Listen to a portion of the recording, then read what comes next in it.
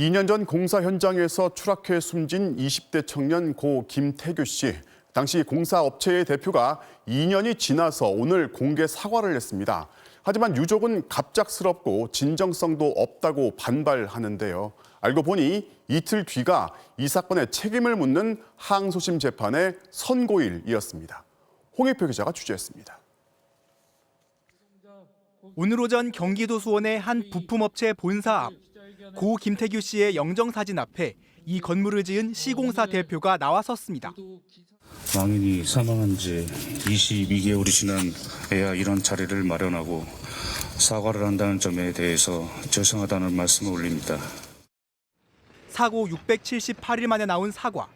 오랜 기다림 끝에 어렵게 받아냈지만 1분 남짓한 짧은 7문장이 전부였습니다.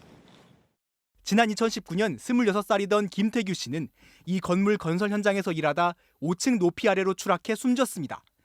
승강기 출입문이 제대로 작동하지 않아 발을 헛디딘 겁니다. 안전장비도 작업화도 지급받지 못했습니다. 지난해 6월 1심에서는 관리 소홀 책임을 물어 시공사인 하청업체 현장 소장 등에게 징역 1년의 실형이 선고됐습니다.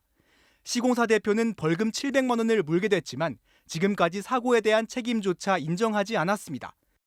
그러다 항소심 선고를 이틀 앞두고서야 사과를 하겠다며 회견장에 나온 겁니다. 숨진 아들을 대신해 참석한 어머니는 형식적인 사과에 절규했습니다.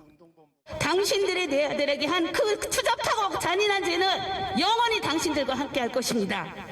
내가 678일 동안 내 아들 대신 죽기를 받은 진심 어린 사과 한마디 듣기가 이렇게 어려운 현실.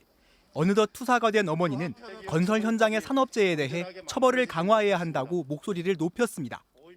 하지만 올 들어 중대재해기업처벌법에서는 발주처 처벌 조항이 삭제됐고 그러는 사이 지난 1월 한 달에만 건설 노동자 3명이 숨졌지만 누구에게도 책임을 물을 수 없는 상황입니다.